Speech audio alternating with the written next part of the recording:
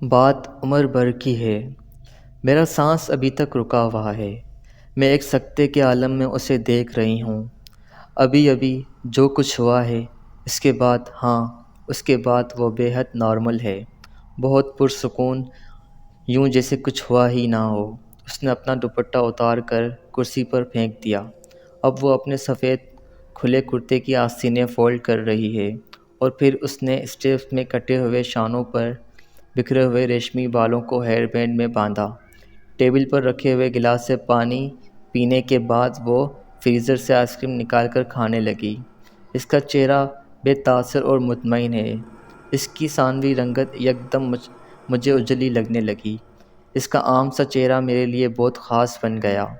مجھے وہ بیٹی نہیں، ایک مرد لگ رہی ہے، اونچا، لمبا جوڑا، پر اعتماد، بے خوف مرد جیسے کسی چیز کی پرواہ نہیں ہوتی، جو دوسروں کو تحفظ دے سکتا ہے۔ وہ میری طرف متوجہ نہیں، مگر جانتی ہے میں یہاں کھڑی ہوں۔ میں چاہتی بھی نہیں وہ مجھے دیکھے۔ میرا جی چاہ رہا ہے میں جا کر اس کے پیروں سے لپٹ جاؤں، اس کی گود میں چھپ جاؤں، اس کے سینے میں منہ چھپا لوں، پھر روؤں ڈھارے مار مار کر، مگر اب پھر پتھر کے بت کی طرح ساکت ہوں۔ مجھے لگ رہا ہے وہ میری بیٹی نہیں ہے، وہ کوئی اور ہے۔ میں نے تو اپنی بیٹی کو یہ سب کچھ کبھی نہیں سکھایا، پھر میرے سکھائے بغیر یہ سب اسے کیسے آ گیا؟ پھر اس نے سنبل جیسے موتی کیسے تراش لیا تھا؟ اسے وہ کون سا ساغر، کون سا ہنر آتا تھا جس نے اسے مکمل کیا تھا؟ دھیرے دھیرے میری پلکیں چھپکنے لگیں۔ میں نے دیوان سے ٹیک لگا کر آنکھیں بند کر لیں۔ پانی میرے گلے کے بھگونے لگا۔ یہ کسی تکلیف کا اظہار نہیں، آپ جانتے ہیں، بعض دفعہ بے تحاشا خوشی بھی رلاتی ہے۔ یہ ایسے ہی آنسو ہیں۔ بند آنکھوں نے سنبل کو میری نظروں سے اوجھل کر دیا، مگر ذہن سے نہیں۔ میرا دل چاہ رہا ہے 30 سال بعد آج میں بلا آخر ہنسوں، کہکے لگاؤں، رقص کروں، چیخوں، چلاؤں، بھاگوں، ہر ایک کو بتاؤں اس خزانے کے بارے میں جو پچھلے 20 سال سے میرے پاس تھا اور مجھے پتہ ہی نہیں تھا۔ لوگوں کو بتاؤں کہ میرے پاس کیا ہے جو کسی کے پاس نہیں۔ ان سے کہوں کہ سنبل میری بیٹی ہے، وہ میری ہے، صرف میری ہے۔ آپ مجھے نہیں جانتے، پچھلے بہت سے سالوں سے کوئی بھی نہیں جانتا۔ میں نے کبھی آپ کو اپنے بارے میں بتانے کی کوشش ہی نہیں کی۔ میرا خیال ہے مجھے اپنے بارے میں کچھ بھی بتانے کی ہمت ہی نہیں تھی، اور اب میرا دل چاہ رہا ہے میں آپ میں سے ایک ایک کو پکڑ کر اپنے بارے میں بتاؤں۔ مومنہ عادل کے بارے میں، میرا نام مومنہ عادل ہی ہے۔ نہیں، مومنہ عادل تو 30 سال پہلے تھا، اب مومنہ فاروق ہے۔ میں کون ہوں یہ مجھے 20 سال بعد پتہ چلا۔ آپ ٹھیک سمجھتے ہیں، میری عمر 20 سال ہی ہے۔ 42 سال پہلے میرے باپ کے گھر میں ایک ننھے سے سانولے وجود نے جنم لیا۔ سب کو بے تحاشا حیرت ہوئی۔ سانولی رنگت تو ہماری پچھلی 7 پشتوں میں نہیں، پر یہ میری دادی نے مجھے اٹھاتے ہوئے کچھ حیرت زدہ ہو کر کہا۔ میری پھپھو نے بانت ہنسی میں اڑائی تھی، مگر بانت ہنسی میں ختم نہیں ہوئی۔ میں 2 بہنوں اور 2 بھائیوں میں سب سے چھوٹی تھی، ماں باپ کی آخری اولاد تھی۔ فطری طور پر انہیں مجھ سے بہت زیادہ محبت ہونی چاہیے تھی، مگر ایسا نہیں ہوا۔ میرے چہرے نے نہ شاید ان کے اور میرے درمیان بہت فاصلے کھڑے کر دیے۔ بچپن میں اگلی ڈکلنگ کی کہانی بہت شوق سے پڑھتی تھی اور بار بار پڑھتی تھی۔ مجھے اپنا وجود بھی ایک اگلی ڈکلنگ ہی لگتا تھا، معمولی، عام اور بدصورت۔ ایسا نہیں تھا کہ میرے ماں باپ کی اور گھر والوں کو مجھ سے محبت ہی نہیں تھی۔ انہیں محبت تھی، مگر یہ طے نہیں کر پاتے تھے کہ کتنی محبت کرنی چاہیے، نہ ہی یہ فیصلہ کر پاتے تھے کہ کس قسم کی ہونی چاہیے، ہمدردی والی محبت، بھیک والی محبت، مجبوری والی محبت یا فطری محبت۔ اور وہ ساری عمر ہی یہ طے نہیں کر پائے، مگر میں نے بہت کچھ طے کر لیا تھا۔ مجھے کیسی زندگی گزارنی ہے اور کس طرح گزارنی ہے، یہ میں نے تب طے کر لیا تھا جب شاید مجھے زندگی کے مفہوم سے بھی آگاہی نہیں تھی۔ جب آپ کے وجود کو کوئی کمی ہو، کوئی بہت بڑی کمی، تو پھر آپ کو ہمیشہ دوسرے لوگوں کا سایہ بن کر زندگی گزارنی چاہیے۔ کبھی آگے آنے کی کوشش نہیں کرنی چاہیے۔ اتنا معمولی بن جانا چاہیے کہ آپ پر سرسری نظر ڈالنا بھی گوارا نہ کریں۔ اس طرح اپنے وجود کو اس خامی کو چھپا لیں گے۔ کسی کو پتہ ہی نہیں چلے گا کہ آپ میں کوئی کمی ہے۔ یہ سب میں اس وقت سوچتی تھی۔ سانولی رنگت اور معمولی شکل میں اس وقت اتنی ہی بری خامی لگتی تھی، اور میں نے وہی سب کچھ کیا جو سوچا۔ میں نے اپنے وجود کو ایک مجموعہ بنا دیا۔ میں خود کو دوسروں کے سائے میں چھپانے لگی، اور کسی نے مجھے یہ سب کرنے سے روکا نہیں۔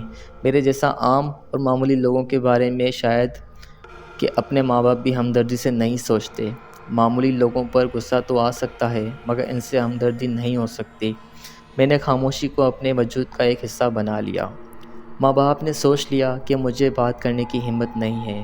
میں نے لوگوں سے میل جول ختم کر دیا۔ ماں باپ نے سمجھا میں تنہائی پسند ہوں، آدم بیزار ہوں۔ میرا دل برائی سے اچاٹ ہونے لگا۔ ماں باپ سب سے کہنے لگے کہ مجھ میں ان کے دوسرے بچوں کی طرح اعلیٰ ذہنی صلاحیتیں نہیں ہیں۔ کچھ خامیاں مجھے اللہ نے دی تھی، باقی سب گھر والوں نے۔ زندگی میں اللہ کی دی گئی خامیوں نے مجھے زیادہ نقصان پہنچایا۔ گھر والوں کی عطا کردہ خامیوں نے، اس کا فیصلہ آپ کو کرنا ہے۔ بچپن میں اگلی کی اپنی رنگت کے بارے میں نے اتنی بار لوگوں سے اتنا کچھ سنا تھا کہ اب اگر کوئی ہمارے گھر آتا اور میری رنگت کے بارے میں کچھ نہ کہتا تو مجھے پریشانی ہونے لگتی۔ مجھے وہ شخص انسان ہی نہیں لگتا۔ عجیب بات ہے کہ اپنی ساری بدصورتی کے باوجود مجھے اپنے بہن بھائیوں سے بہت محبت تھی۔ ان کی دویاں رنگت اور تیکھے نین نقش مجھے کسی قسم کے حسد میں مبتلا نہیں کرتے تھے، بلکہ مجھے ان پر رشک آتا تھا۔ میرے لیے وہ دیوی دیوتاؤں جیسے ہوتے گئے۔ میں ہر وقت ان کے آگے پیچھے پھرتی رہتی، ان کے کام کرتی، ان کے ناز نخرے دیکھتی اور سوچتی خوبصورت لوگوں کو سب کچھ سجتا ہے، ادا بھی غرور بھی ان کا حق ہوتا ہے، ان کی بات مانی جائے، ان کے ناز اٹھائے جائیں، ان کا حکم سرگردانی نہ کی جائے۔ مجھے لگتا تھا جیسے اللہ نے ماں باپ کی اطاعت ہر حال میں لازم کر دی ہے۔ اس طرح بدصورت لوگوں پر خوبصورت لوگوں کی اطاعت واجب ہے۔ یہ فلسفہ مجھے کسی نے پڑھایا، کسی نے سکھایا، مجھے خود بھی نہیں پتا۔ بس میرا ذہن زندگی کے لیے جو کوڈ مضبوط بناتا رہتا تھا۔ ان میں سے کچھ اصول اور ضابطے یہ بھی تھے۔ کسی سے میری اتنی دوستی نہ تھی کہ میں اپنے ذہن سے ان سب اس کے سامنے کھول کر رکھ دیتی، اور میری دوست مجھے کچھ سمجھاتی، زندگی کا کچھ گر سکھاتی، مجھے زمین پر قدم جمانا سکھاتی۔ جن سے کچھ دوستی تھی وہ بھی میرے گھر والے سے مختلف نہیں تھے۔ باتوں باتوں میں میری رنگت کا تذکرہ کر دیتے، پھر ان کا ہر کہکا مجھے آگ پر تیزاب کے چھڑکاؤ جیسا لگتا۔ مجھے یوں محسوس ہوتا جیسے میرا رنگ کچھ اور سیاہ ہو گیا ہو، جیسے میرے چہرے کی بدصورتی کچھ اور بڑھ گئی ہے۔ میں جانتی ہوں میں اتنی بدصورت نہیں تھی جتنی خود کو سمجھنے لگی تھی۔ صرف ایک سانولی رنگت نے مجھے زندگی بھر کے لیے ایک دوزخ میں ڈال دیا تھا، اور اس دوزخ میں پھر 42 سال بعد ہی نکل پائی ہوں۔ آپ نے کبھی کمہار کو مٹی کے برتن بناتے دیکھا ہے؟ وہ مٹی کے گوندے ہوئے ڈھیلے کو چاک پر رکھ کر گھماتا جاتا ہے، اتنا گھماتا ہے کہ پھر وہ ڈھیلا واضح طور پر نظر آنا بھی بند ہو جاتا ہے، مگر اس کی آنکھیں نہیں، ہاتھ میں اس کی رہنمائی کرتے ہیں۔ میں ہاتھ مٹی کے ڈھیلے کو برتن بناتے ہیں، کوئی پیالہ، کوئی سراہی، کوئی مٹکا، مجھے بھی گوندی ہوئی مٹی کی طرح سب نے مل کر دنیا کے چاک پر گھمایا تھا اور کچھ بنا دیا گیا تھا، مگر جو بنایا تھا اس شے کی دنیا میں ایک ٹکے کے برابر بھی واقعیت نہیں تھی۔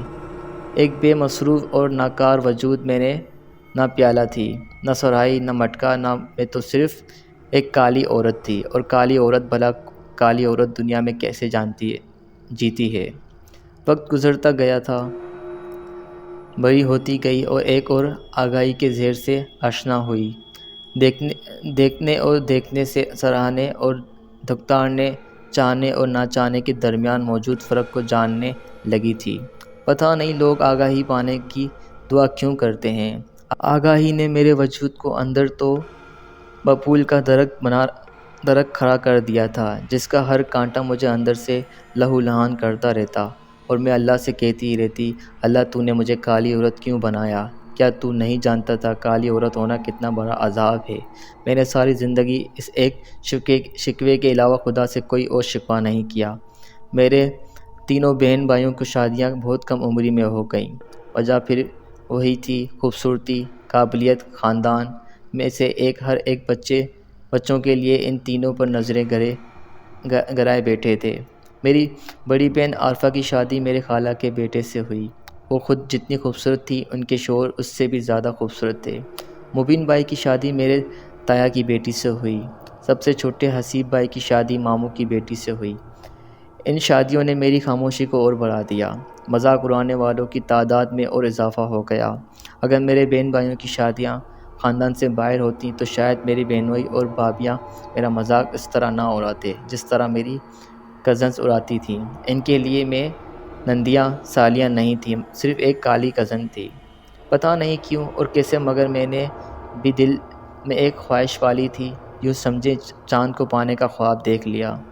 میں اس عمر میں تھی جب لڑکیاں بہت سے خواب دیکھتی ہیں، بہت سی آرزویں پالتی ہیں، اور میری خواہش، میری آرزو تھی کہ جو خوبصورت نہ صحیح میرا شوہر بہت خوبصورت ہو۔ میں سفید رنگت نہیں رکھتی نہ صحیح، مگر اسے دودھ کی طرح گورا ہونا چاہیے، چاہے غریب ہو، چاہے بیمار ہو، چاہے معذور ہو، چاہے آوارہ ہو، مگر خوبصورت ہو، مگر سفید ہو۔ پھر میں بھی سب کے سامنے سر اٹھا کر چلوں گی۔ پھر میرے پاس بھی کوئی ایسی چیز ہوگی جسے میں فخریہ طور پر سب کو دکھا سکوں گی۔ میں ہر وقت سوچتی رہتی، اپنے فرض شوہر کے نام نقشہ ترتیب دیتی رہتی، یہ اپنی خواہش کو مقدس نہ جانیے، یا خواہش کے ساتھ ہی مر جانا چاہیے۔ شاعر نے یہ شاید میرے جیسے لوگوں کے لیے کہا ہے، لیکن خواہش کرنا انسان کے اختیار میں تو نہیں ہوتا، نہ جس طرح خواہش نہ کرنا آپ کے ہاتھ میں نہیں ہوتا۔ ساری بات تو دل کی ہوتی ہے۔ کیا آپ کو یقین آئے گا اگر میں کہوں کہ خدا نے میری یہ دعا قبول کر لی تھی، میری یہ خواہش پوری کر دی تھی؟ میں جانتی ہوں آپ لوگ حیران ہو رہے ہیں، آپ کو یقین نہیں آ رہا، مگر یہ سچ تھا۔ میری آرزو واقعی ہی قبول ہو گئی۔ اب آپ جاننا چاہتے ہوں گے کہ کیسے۔ میں نے آپ کو بتایا تھا نا کہ ہمارے خاندان میں بچوں کی شادیاں یا کم از کم ان کے رشتے بہت کم عمری میں ہی طے کر دیے جاتے ہیں، لیکن BA کرنے تک بھی میرا کوئی رشتہ نہیں آیا، نہ خاندان سے نہ باہر سے۔ عجیب بات تھی، ہمارے خاندان کے لیے 20 سال کی ہونے تک میرے لیے کوئی رشتہ نہیں آیا تھا۔ کسی کو میری چاہ، میری آرزو نہیں تھی، کسی کو میری ضرورت ہی محسوس نہیں تھی۔ وجہ کیا تھی؟ کیا آپ کو دوبارہ یہ بات بتانے کی ضرورت ہے کہ وجہ کیا تھی؟ نہیں نا؟ سب کے لیے اگر یہ بات حیرانی اور افسوس کی تھی تو میرے لیے تو یہ حقیقت زہر میں بجھا ہوا خنجر تھا جو کسی نے بہت زور سے میرے سینے کے بیچوں بیچ کاٹ دیا تھا۔ اور حیرت کی بات تو یہ تھی کہ اس خنجر کے گھرے جانے کے بعد بھی میں زندہ تھی۔ کیا آپ کو حیرت نہیں ہوئی کہ میں زندہ تھی؟ یہ ادراک کہ کسی کو آپ کے وجود کی ضرورت ہی نہیں ہے، کیا خنجر جیسا نہیں ہوتا؟ آپ بتائیں، ہوتا ہے نا؟ میں جانتی تھی میں ماں باپ کے لیے بوجھ بنتی جا رہی ہوں، میں ان کی ناخوشی کا سبب تھی، مگر ان کا مسئلہ تو حل نہیں کر سکتی تھی۔ میرے اختیار میں ہوتا تو میں کب کی شادی کر کے یہ گھر چھوڑ چکی ہوتی، مگر یہ بات ان کی سمجھ میں نہیں آئی، اور مجھے میں دوسروں کو سمجھانے کی اہلیت نہیں تھی۔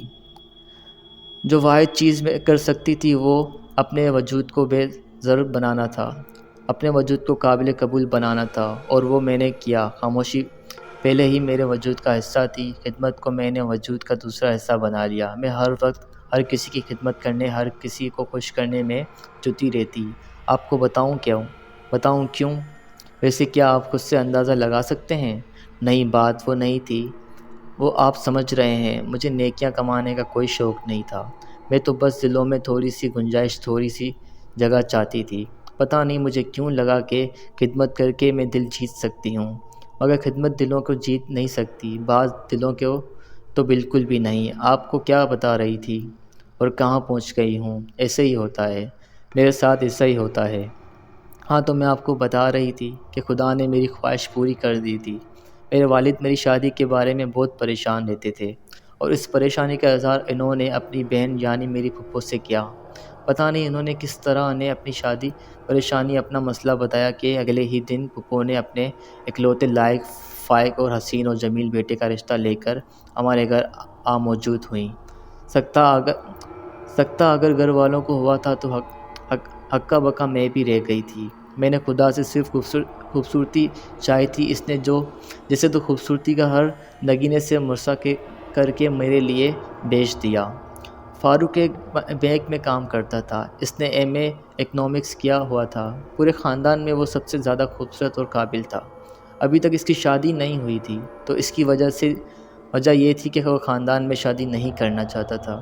وہ اپنی مرضی سے خاندان سے باہر کسی تعلیم یافتہ لڑکی سے شادی کرنا چاہتا تھا۔ پھپھو نے اب تک اسے آزادی دی ہوئی تھی کہ جب بھی اسے کوئی لڑکی پسند آئے وہ انہیں بتا دے اور وہ وہیں اس کی شادی کروائیں گی، مگر اب وہ پتہ نہیں کیسے اس کا رشتہ میرے لیے لے کر آ گئیں۔ میرے گھر والوں کو اس رشتے پر اعتراض کیسے ہو سکتا تھا؟ انہیں لگا خدا نے ان پر بہت بڑا کرم کر دیا۔ خاص طور پر مجھ پر فوری طور پر اس رشتے کو قبول کر لیا گیا، اور نہ صرف رشتے قبول کر لیا گیا بلکہ صرف ایک ماہ بعد ہی میری شادی کی تاریخ بھی طے کر دی گئی۔ ہر انسان بوجھ کو جلد از جلد کاندھوں سے اتار کر پھینک دینا چاہتا ہے۔ میرے ماں باپ نے بھی مجھے بوجھ سمجھتے ہوئے میری قسمت کا فیصلہ بہت جلد کر دیا، مگر میں اس جلد بازی سے ناخوش نہیں تھی بلکہ بہت خوش تھی۔ اور فاروق، ہاں، اس کے بارے میں بعد میں پتہ چلا کہ پھپھو اسے بتائے اور اسے پوچھے بغیر ہی اس کا رشتہ میرے لیے لے آئی تھی۔ پھر جب اسے پتہ چلا تو اس نے ایک ہنگامہ کھڑا کر دیا، وہ گھر سے ہی چلا گیا۔ مجھے یہ جب پتہ چلا تو میری جان سے سولی پر اٹک گئی۔ مجھے ہر وقت لگتا جیسے ابھی پھپھو آئیں گی اور وہ ننھی سی انگوٹھی میری انگلی سے اتار کر لے جائیں گی جو انہوں نے نسبتاً طے ہونے پر پہنائی تھی۔ منگنی ٹوٹنے کی صورت میں ایک تماشا بن کر رہ جاتی۔ آپ کو پتہ ہے نا تماشا کیا ہوتا ہے؟ آپ کو پتہ ہے نا؟ دن گزرتے جا رہے تھے۔ دونوں گھرانوں میں شادیوں کی تیاریاں اور دولہے کی تلاش ساتھ ساتھ جاری تھی، اور پھر فاروق بالآخر خود ہی گھر واپس آ گیا۔ وجہ پھپھو کی ضد تھی۔ وہ اس کے گھر سے چلے جانے پر اتنا ناراض ہوئی تھی کہ انہوں نے اس کے سارے دوستوں میں اعلان کر دیا کہ اگر شادی کے دن تک گھر نہ آیا تو وہ پوری بارات کے ساتھ دلہن کے گھر کے سامنے خود کو گولی مار دے گی۔ فاروق جانتا تھا پھپھو اپنی بات کی پکی تھی۔ وہ شادی والے دن سے پہلے ہی واپس آ گیا۔ میں اس وقت بہت خود غرض ہو گئی تھی، یہ جانتے ہوئے بھی کہ وہ مجھے پسند نہیں کرتا، یہ جانتے ہوئے بھی کہ میں کسی بھی لحاظ سے اس کے برابر نہیں ہوں۔ پھر بھی میں اس کو پانا چاہتی تھی۔ رات کو ہمیشہ چاند چاہیے ہوتا ہے۔ میں بھی رات تھی اور وہ میرا چاند۔ پھر میں اسے کیسے چھوڑ دیتی؟ اسے پانے کی خواہش کیوں نہ کرتی؟ شادی بڑی دھوم دھام سے ہوئی۔ فاروق پھپھو کا اکلوتا بیٹا تھا۔ پھپھو کو تو اپنے ارمان پورے کرنے ہی تھے، لیکن ہمارے گھر میں بھی یہ آخری شادی تھی، اس لیے ہماری طرف سے بڑی دھوم دھام کا انتظام کیا گیا تھا۔ لوگ کہہ رہے تھے شادی والے دن بہت خوبصورت لگ رہی تھی۔ لوگ بہت کچھ ایسے ہی کہہ دیتے ہیں۔ خوبصورت لگنا اور بات ہوتی ہے، خوبصورت ہونا اور بات ہوتی ہے۔ فاروق کو میں خوبصورت اس لیے نہیں لگی کیونکہ وہ جانتا تھا میں خوبصورت نہیں ہوں۔ میرا اصل چہرہ، اصل رنگت اس کی نظروں سے کبھی اوجھل ہی نہیں تھا۔ سب جانتے ہیں یہ شادی میری مرضی سے نہیں ہوئی۔ تم بھی اس سے بے خبر نہیں ہو۔ مومنہ، کیا تم کسی بھی لحاظ سے میرے قابل ہو؟ کیا تم میرے ساتھ چلتی پھرتی اچھی لگو گی؟ مجھے تو کالا لباس تک پسند نہیں۔ میں کالی بیوی کے ساتھ کیسے رہوں گا؟ تمہیں قبول ہو یا نہ ہو، میں دوسری شادی ضرور کروں گا۔ تم چاہو گی تو میں طلاق نہیں دوں گا، اور علیحدہ ہونا چاہو گی تو طلاق دے دوں گا۔ اس نے پہلی ہی رات مجھے یاد دلا دیا تھا کہ میں کون ہوں، اور میں بھی بہت سے جملے تھے اور بھی بہت سے جملے تھے جو اس نے کہے تھے، مگر وہ میں بھول چکی ہوں۔ نہیں بھولی نہیں ہوں، مگر بھلا دینا چاہتی ہوں۔ اس طرح تکلیف ذرا کم ہوتی ہے۔ آپ یہ جان کر حیران ہوں گے کہ فاروق کی تلخی اور بے اعتنائی بھی اس سے میری محبت کو کم نہیں کر سکتی۔ اس تذلیل کے باوجود میں خوش تھی کہ میرا وہ میرا ہے، صرف میرا ہے۔ اس کے لحاظ نے میرے دل میں کسی خدشے نہیں جگایا تھا۔ میں نے سوچا تھا میں اس شخص کی اتنی خدمت کروں گی، اس سے اتنی محبت کروں گی، وہ میرا ہو جائے گا، اس کا دل جیت لوں گی، بس میرا دل ہی تو جتنا نہیں چاہتا۔ میں نے اپنے چہرے پر بہت سے ماسک سرا لیے تھے، ایک ماسک گھر والوں کے لیے، ایک ماسک سسرال والوں کے لیے، ایک ماسک فاروق کے لیے، اور ایک ماسک اپنے لیے۔ بعض دفعہ اصلی چہرہ چھپانا بہت ضروری ہو جاتا ہے۔ فاروق کا میرے ساتھ سلوک کیسا تھا میں کسی کو نہیں بتاتی، اس کا کوئی فائدہ نہیں تھا۔ میں سب کے سامنے یہی ظاہر کرتی کہ بہت خوش ہوں، بہت مطمئن ہوں، اور آپ کو سچ بتاؤں میں وہ بہت خوش تھی۔ وہ اس وقت تک میرے حصے میں آنے والی سب سے قیمتی چیز تھا، پھر میں اسے پا کر خوش کیوں نہ ہوتی۔ وہ معمولی باتوں پر مجھ سے الجھ پڑتا، مجھے میری رنگت، میری شکل کے طعنے دیتا، بعض دفعہ چیز اٹھا کر پھینک دیتا، بعض دفعہ بلند آواز سے مجھے پر چیختا چلاتا، اور کبھی بہت زیادہ غصہ آتا تو مجھے خرچہ دینے بند کر دیتا۔ مجھے یہ سب اس کی ادائیں لگتی تھیں، اس کے نخرے نظر آتے تھے۔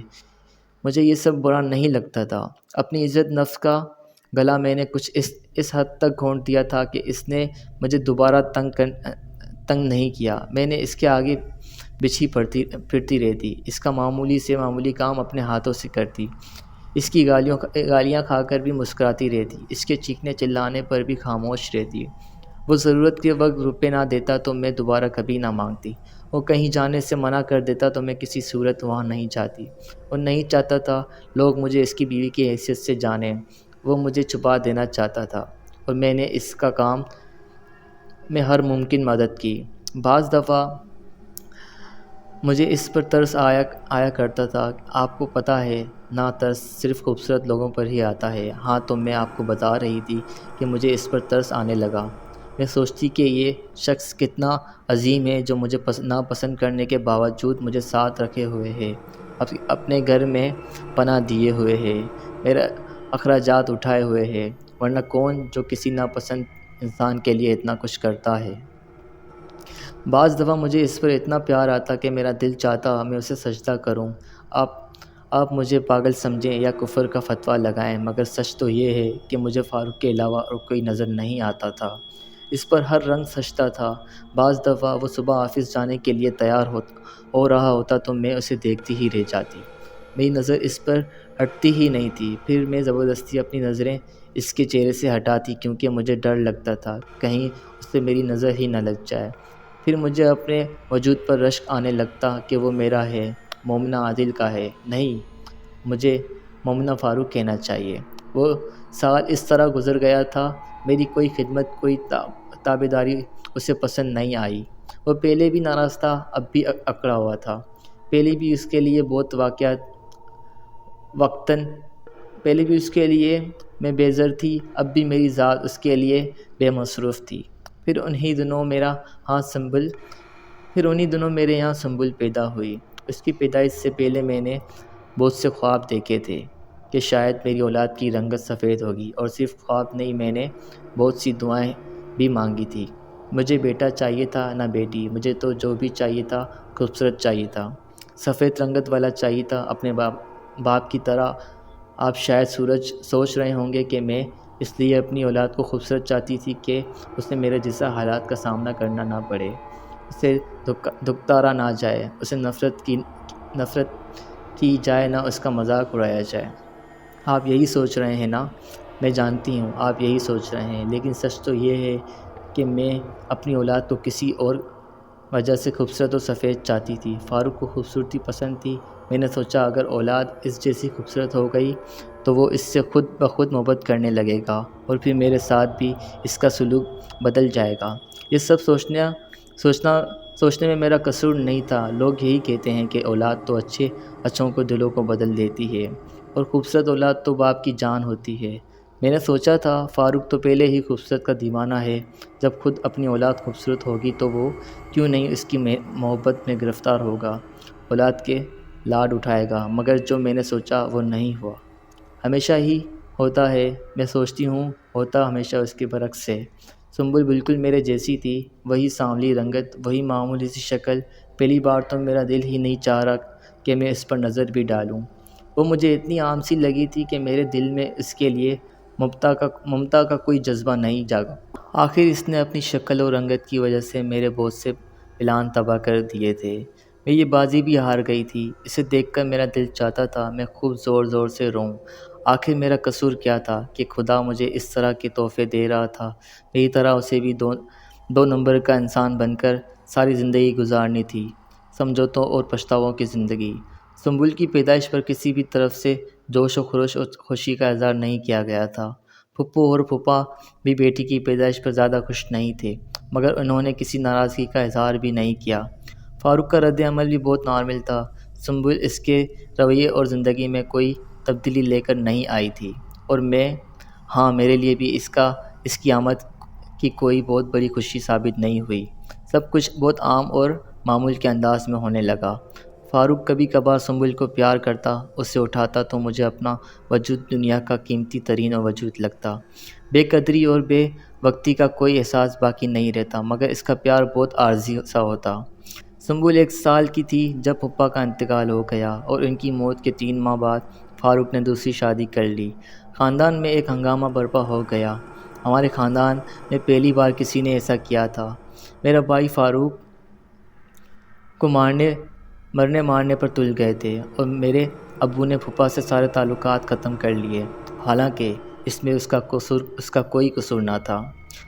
فاروق نے انہیں کچھ بھی بتانے یا ان سے اجازت لینے کی کوشش نہیں کی تھی، بالکل اس طرح جیسے میرا رشتہ مانگتے وقت پھپھو نے نہ کیا تھا۔ ہاں، شادی سے 1 ہفتہ پہلے اس نے مجھے بتایا تھا کہ وہ شادی کر رہا ہے۔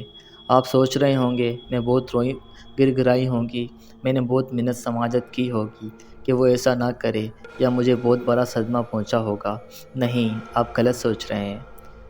ایسا کچھ بھی نہیں ہوا تھا۔ میں جانتی تھی اسے دوسری شادی کرنی ہی ہے، میں کسی طور پر بھی اسے روک نہیں سکتی۔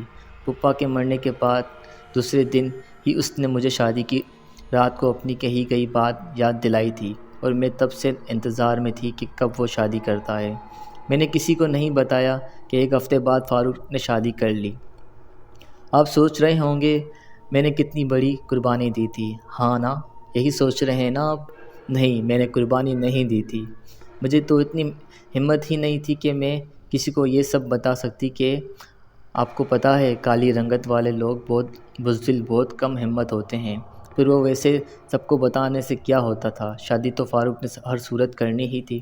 اگر میں سنبل اور پھپھو اس کو روک نہیں پائے تھے، اس کے پاؤں کی زنجیر نہیں بن سکتے تھے، تو کیا اور کوئی روک لیتا؟ میرا گھر والے مجھے بس واپس لے جانا چاہتے تھے۔ وہ چاہتے تھے کہ فاروق مجھے طلاق دے دے، یا پھر اس عورت کو۔ خاندان میں ہر کوئی یہی چاہتا تھا، حتیٰ کہ میرے پھپھو بھی۔ ہاں، اگر کوئی نہیں چاہتا تھا تو میں نہیں چاہتی تھی۔ میں پچھلے 3 سالوں سے مور کے پیر بن کر جی رہی تھی، اور میں اس زندگی سے خوش تھی۔ آخر مور کا حصہ تو تھی۔ گھر چھوڑ کر جانا، طلاق لینا بہت آسان ہوتا ہے، مگر ماں باپ اور بھائیوں کے گھر رہنا اور متعلقہ کی زندگی گزارنا بہت مشکل ہوتا ہے۔ اپنے گھر والوں کے دباؤ اور ان کی ناراضگی کے باوجود میں گھر چھوڑ کر نہیں گئی۔ فاروق اگر کسی کو طلاق دیتا تو مجھے ہی دیتا، اور یہ بات میں جانتی تھی۔ میں نہیں چاہتی تھی کہ وہ اس سلسلے میں سوچنا شروع کر دے۔ میں نے صبر کر لیا۔ آپ کو پتہ ہے صبر کیا ہوتا ہے؟ میں نے جب پہلی بار گل افشاں کو دیکھا تو میں بس دیکھتی ہی رہ گئی۔ بہت دیر تک میں اس کے چہرے سے نظر نہیں ہٹا پائی۔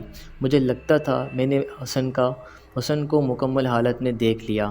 پتہ نہیں فاروق اس سے کتنی محبت ہوگی، مگر آپ کو یقین آئے گا کہ میں بھی پہلی ہی نظر میں اس کے عشق میں گرفتار ہو گئی۔ وہ فاروق کے کسی دوست کی بہن تھی۔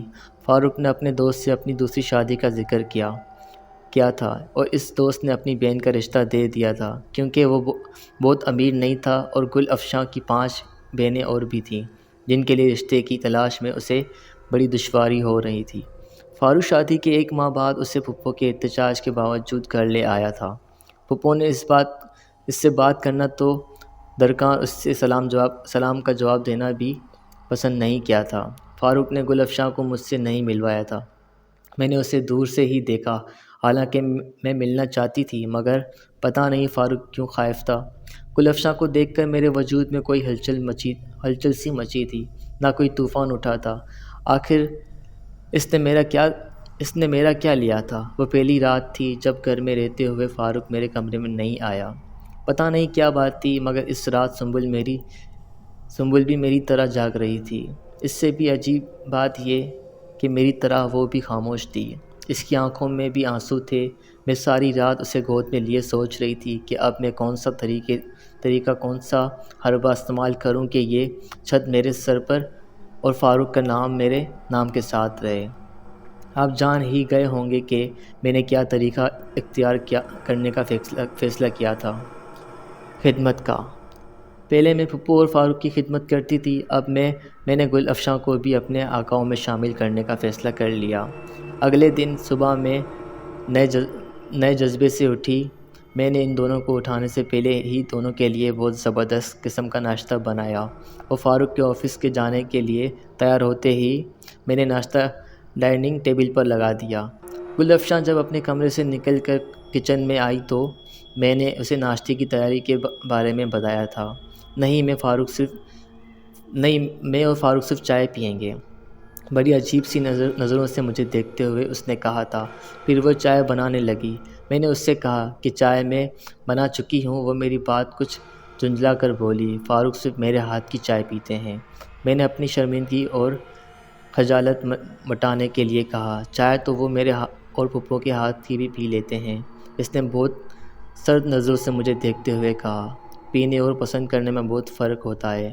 مجھے یوں لگا جیسے میرے چہرے کی سیاہی میں کچھ اور اضافہ ہو گیا تھا، مگر میں کچھ کچن سے باہر نہیں آئی، بلکہ مختلف چیزیں اٹھا کر اس کے پاس رکھتی گئی۔ کپ، ٹی پاٹ، شوگر پاٹ، چمچے، ٹرے، چھلنی، میں نے سارا سامان اس کے پاس لا کر رکھ دیا۔ وہ بے تاثر چہرے کے ساتھ میری حرکات کو دیکھتی رہی۔ پھر وہ چائے بنا کر اسی سامان میں لے گئی اور میں اتنی سی بات پر بے تحاشا خوش ہونے لگی۔ میں ہر روز صبح تھوڑا بہت سنگار ضرور کیا کرتی تھی۔ اس دن بھی بے خیالی میں سنگار میز کے سامنے آ گئی، اور جب میں نے لپسٹک نکال کر اسے ہونٹوں پر لگایا تو میرا دل ہی نہیں چاہا میں یہ ساری چیزیں بھی اپنے چہرے پر تھوپ لوں۔ کیا تب بھی میں گل افشاں جیسی خوبصورت لگ سکتی ہوں؟ نہ تو پھر ان سب چیزوں کی کیا ضرورت ہے؟ میں نے اپنے دل میں سوچا۔ پھر میں نے ڈریسنگ ٹیبل پر پڑا ہوا کاسمیٹک کا سارا سامان درازوں میں منتقل کر دیا تھا۔ زندگی میں دوبارہ کبھی میں نے ان چیزوں کو خریدنا، انہیں استعمال کیا۔ پھر میں فاروق اور گل افشاں کو دونوں کے لیے سراپا خدمت بن گئی تھی۔ میں نے گل افشاں کو کبھی کسی کام کو ہاتھ لگانے نہیں دیا، نہ ہی میں نے اسے کبھی کچن کا کام کرنے دیا۔ میں سارا کام خود کرتی، حتیٰ کہ اس کے بال، اس کے ذاتی کام، تیل لگانے سے لے کر کپڑے دھونے تک۔ جواباً کبھی کبھار مجھ سے ہنس کر بات کر لیا کرتی اور بعض دفعہ سنبل کو پیار کرتی۔ اتنی سی عنایت پر ہی نہال ہو جایا کرتی تھی۔ میرا خیال تھا کہ گل افشاں کی اتنی خدمت فاروق کے دل کو کچھ موم کر دے گی، مگر ایسا نہیں ہوا۔ پتہ نہیں کیا بات تھی، میرا ساتھ اس کا رویہ بد سے بدتر ہوتا گیا۔ میں نے اس سے کبھی کوئی مطالبہ کیا تھا، نہ کسی حق تلفی پر ناراضگی کا اظہار کیا تھا، مگر وہ پھر بھی خوش نہیں تھا۔ وہ مستقل طور پر گل افشاں کے کمرے میں ہی رہتا تھا، اور میں نے اس پر کوئی اعتراض نہیں کیا، مگر پھپھو نے اعتراض کیا۔ انہوں نے فاروق سے کہا کہ اسے دونوں بیویوں سے ایک جیسا سلوک کرنا چاہیے، مگر اس بات پر گل افشاں بہت بگڑ گئی۔ اس نے نہ صرف گھر میں خوب ہنگامہ کیا، بلکہ کئی ماہ تک اس نے مجھ سے بات نہ کی۔ فاروق پھر بھی پھپھو کی نصیحتوں اور ہدایتوں نہ کوئی اثر نہیں کیا کرتا تھا۔ وہ اب بھی میرے لیے کمرے میں بہت کم ہی آتا تھا۔ سنبل سے بھی پہلے وہ جو تھوڑا بہت لاڈ پیار کر لیتا تھا وہ ختم ہو گیا تھا۔ کئی ہفتے وہ سنبل کا نام تک نہ لیتا۔ پھپھو زبردستی کسی دن اسے اس کے پاس بٹھا آتی، پھر وہ چند منٹ سنبل کے ساتھ کھیلتا اور پھر اسے واپس پھپھو کو دے دیتا۔ فاروق و گل افشاں کی زندگی بہت اچھی گزر رہی تھی۔ فاروق اس کا شہزادہ تھا، وہ جو کہتی وہی کرتا، وہ جس چیز کی خواہش کرتی وہ چیز لاتا۔ فاروق پر فرض ہو جاتا تھا۔ وہ ہر شام اسے کہیں نہ کہیں گھمانے لے جاتا۔ پہلے اس کے پاس ایک پرانی سی گاڑی تھی، لیکن گل افشاں کے آتے ہی اس نے نئی گاڑی لے لی تھی۔ اس نے کبھی گل افشاں پر کوئی پابندی عائد نہیں کی تھی۔ وہ کب کہاں جاتی، کتنا خرچ کرتی، کیسے لباس پہنتی، باہر جاتے ہوئے پردہ کرتی ہے یا نہیں، یہ سوال کبھی فاروق نے گل افشاں سے نہیں کیے تھے۔ میں نے اپنے پورے وجود کو اس کی مرضی اور احکام کے مطابق ڈھال دیا تھا، مگر وہ پھر بھی خوش نہیں ہوا تھا۔ اس نے اپنے آپ کو مکمل طور پر گل افشاں کی پسندی اور خواہش کے مطابق ڈال لیا تھا، اور گل افشاں بہت خوش تھی، اور میرے لیے تو بس یہی کافی تھا کہ میں اس کے گھر موجود ہوں۔ میرے نام کے ساتھ فاروق کا نام جڑا ہے۔ مجھے اس سے زیادہ کسی اور چیز کی خواہش ہی نہیں تھی۔ کیا آپ کو میری بات پر یقین آ رہا ہے کہ مجھے کسی چیز کی خواہش نہیں رہی تھی؟ وقت اسی طرح گزر گیا تھا۔ 1 سال کے بعد میرے ہاں ایک اور بیٹی پیدا ہوئی، سنبل ہی کی طرح سانولی اور عام شکل و صورت والی۔ میرے کندھے جھک گئے تھے، بوجھ بڑھ گیا تھا۔ 2 بیٹیاں، دونوں سانولی، دونوں عام شکل والی۔ مومنہ عادل والی کہانی دوبارہ پھر دہرائی جانے لگی۔ وہی نفرت، حقارت، بے قدری۔ بے واقعتاً عورت ہونا بہت مشکل کام ہے، اور پھر کالی عورت ہونا تو بہت ہی زیادہ۔ عالیہ کو دیکھ کر میں بہت روتی تھی، مگر رونے سے کیا ہوتا ہے؟ آنسو دل کو موم کرتے ہیں، نہ زمین کو سیراب۔ یہ وہ پانی ہے جو آنکھ سے بہتا ہے اور جو وجود کو پگھلا دیتا ہے، پھر ایسے بار بار کرتا ہے، یہاں تک کہ ذات رہتی ہے نہ وجود۔ آپ حیران ہو رہے ہیں نا کہ میں فلسفی کیسے بولنے لگی؟ جب آپ دنیا کو سمجھ جاتے ہیں مگر آپ وجود کو نہیں سمجھ پاتے تو پھر آپ فلسفی بن جاتے ہیں۔ مگر میں فلسفی نہیں ہوں، کیونکہ میں دنیا کو کبھی بھی سمجھ نہیں پائی۔ شادی کے 2 سال بعد گل افشاں کے ہاں بیٹا ہوا تھا، بالکل اسی کی طرح سفید اور تیکھے نقش و نین والا۔ آپ کو پتہ ہے نہ، خدا جب نوازنے پہ آتا ہے تو بہت کچھ دیتا ہے۔ فاروق تو جیسی خوشی سے پاگل ہو گیا تھا۔ اس نے مومنہ کے حساب سے مٹھائی بٹوائی تھی۔ بڑی دھوم دھام سے انہوں نے اپنے بیٹے کا عقیقہ کیا تھا۔ اس نے پورے خاندان کو بلوایا تھا، اور پورا خاندان ہی آیا تھا، وہ بھی جو مجھ سے ہمدردی کرتے تھے، وہ بھی جو گل افشاں کو ناپسند کرتے تھے، حتیٰ کہ میرے بہن بھائی بھی آئے تھے۔ عجیب بات ہے نا مگر آپ کو تو پتہ ہی ہے، دنیا میں بہت ہی عجیب باتیں ہوتی ہیں۔ فاروق نے گل افشاں کو تحفے میں ہیرو کا سیٹ دیا تھا، اور پورے خاندان کے سامنے گل افشاں کے چہرے کی چمک مجھے اس وقت ان ہیروں سے زیادہ لگ رہی تھی۔ پتہ نہیں پھپھو کے دل میں کیا خیال آیا، اور انہوں نے فاروق سے کہا کہ اسے مجھے بھی کچھ دینا چاہیے۔ فاروق کو گل افشاں کے چہرے پر ناگواری کی ایک لہر اٹھی، پھر اس نے جیب سے 500 روپے نکال کر میری طرف بڑھا دیے۔ تم کوئی سوٹ لے لینا، اس نے کہا تھا۔ میں نے وہ روپے لے لیے اپنے۔ میں اس پر بھی بہت خوش تھی۔ گل افشاں حسین تھی، حسن کو سنگار چاہیے۔ میں بدصورت تھی، میرے لیے یہی کافی تھا کہ میرا وجود کسی اچھے کپڑے سے ڈھک دیا جائے۔ مجھے کسی بات پر اعتراض نہیں تھا۔ کیا آپ کو پتہ ہے اعتراض کیا ہوتا ہے؟ سنبل 4 سال کی ہونے والی تھی۔ میں اسے اب اسکول میں داخلہ کروانا چاہتی تھی، کسی بہت اچھے اسکول میں۔ جب میں نے فاروق سے اسے اسکول بھیجنے کی بات کی تو اس نے کہا وہ چند دنوں تک 2-4 اچھے اسکولوں کے فارمز وغیرہ لے کر دیکھے گا، پھر طے کرے گا کہ سنبل کو کہاں داخلہ کروانا چاہیے۔ میں مطمئن ہو گئی، مگر دوسرے دن اس نے بڑے اکڑے ہوئے انداز میں کہا میں سنبل کو محلے کے کسی اسکول میں داخل کرواؤں گا، کیونکہ وہ کوئی مہنگا اسکول افورڈ نہیں کر سکتا۔ مجھے دھچکا لگا تھا۔ وہ برانچ مینیجر تھا اور وہ اسے اچھے اسکول میں بھیجنا افورڈ نہیں کر سکتا تھا۔ وہ مجھے ہر ماہ 1000 روپے دیتا تھا۔ وہ گل افشاں کو کتنے روپے دیتا تھا میں نہیں جانتی، مگر وہ اسے 1000 تو نہیں دیتا۔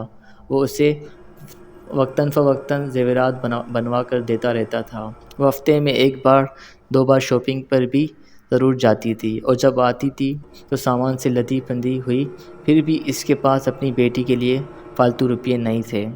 پہلی دفعہ میرے دل میں ملال پیدا ہوا، اگر یہ بیٹیاں نہ ہوتی، بیٹے ہوتے تو کیا پھر بھی وہ یہی کہتا؟ اگر یہ ماگیس کی طرح خوبصورت ہوتی تو کیا پھر بھی وہ یہی کہتا؟ میں 2 دن تک یہی سوچ کر دل گیر ہوتی رہی۔ پھر میں نے سنبل کو گھر کے پاس ایک اسکول میں داخل کروا دیا۔ اسکول کی فیس 200 روپے تھی، اور اسکول میں داخل کرواتے ہی میرے اخراجات بڑھ گئے تھے۔ میں نے ایک دن فاروق سے کہا کہ وہ مجھے تھوڑے زیادہ روپے دیا کرے کیونکہ 1,000 روپے سے میرا گزارا نہیں ہوتا، مگر وہ مطالبے پر یکدم بگڑ گیا۔ کیونکہ گزارا نہیں ہوتا؟ کیوں گزارا نہیں ہوتا؟ تم اتنے روپے کس چیز پر خرچ کرتی ہو جبکہ سب کچھ تم گھر میں لا کر دیتا ہوں؟ اپنی عیاشیاں کم کرو تو یہ روپے بہت کافی ہوں گے، اور میرے پاس کوئی حرام کے روپے نہیں ہیں کہ تم منہ پھاڑ کر مانگو اور میں فوراً نکال کر دے دوں۔ اس کا لہجہ اتنا تلخ اور آواز اتنی بلند تھی کہ میں چپ کی چپ رہ گئی۔ پھر میں نے اس سے دوبارہ رقم بنانے کا مطالبہ نہیں کیا۔ میں محلے کے چھوٹے چھوٹے بچوں کو ٹیوشن پڑھانے لگی تھی۔ شروع میں وہ اس بات پر بھی بہت ناراض ہوا، مگر پھر گل افشاں نے پتہ نہیں اسے کیا سمجھایا تھا، مگر یہ ہوا کہ اس نے مجھے اجازت دے دی۔ پھر ٹیوشن والے بچوں کی تعداد بڑھتی ہی گئی، مگر میں خوش نہیں تھی۔ کیا آپ کو پتہ ہے رزق حلال کمانے کے باوجود میں خوش کیوں نہیں تھی؟ اگلے سال میرے ہاں بیٹا پیدا ہوا تھا، ایک بار پھر سانولی رنگت اور عام شکل والا بیٹا، مگر اس بار بہت خوش تھی۔ میرے پاؤں جیسے زمین پر نہیں ٹک رہے تھے۔ مجھے لگ رہا تھا اللہ نے مجھے بیٹا نہیں اپنی پوری کائنات اٹھا کر دے دی تھی۔ میرا خیال تھا فاروق اب تو بہت خوش ہوگا، مگر آپ کو پتہ ہے وہ خوش نہیں ہوا تھا۔ اس کا رد عمل ویسا ہی تھا جیسے سنبل اور ملیحہ کی پیدائش پر تھا۔ اس نے حذیفہ کی پیدائش پر مجھ سے کہا تھا کہ اب وہ اور بچے نہیں چاہتا، 3 بچے کافی ہیں، میں اس کا بوجھ اور ذمہ داریاں نہ بڑھاؤں۔ حذیفہ کی پیدائش کے چند ماہ بعد گل افشاں کے ہاں بھی ایک اور بیٹا ہوا تھا۔ مغیث کی طرح ایاز کی پیدائش پر بھی فاروق نے بہت دھوم دھام سے عقیقہ کیا تھا۔ اس بار اس نے گل افشاں کو سونے کی 12 چوڑیاں بنوا کر دی تھیں۔ اسے سنبل، ملیحہ اور حذیفہ کی پرواہ تک نہیں تھی، مگر مغیث اور ایاز پر جانچ رکھتا تھا۔ جیسے کھلونے وہ انہیں خرید کر دیتا تھا، جیسے کپڑے وہ ان کے لیے لے کر آیا کرتا تھا، ویسے کپڑے اور کھلونے میرے بچوں کے پاس نہیں تھے۔ سنبل بڑی ہو رہی تھی، بعض دفعہ مغیث یا ایاز کا کوئی کھلونا دیکھ کر مچل جاتی، مگر میں اسے کوئی سستا کھلونا دلوا کر بہلا دیتی۔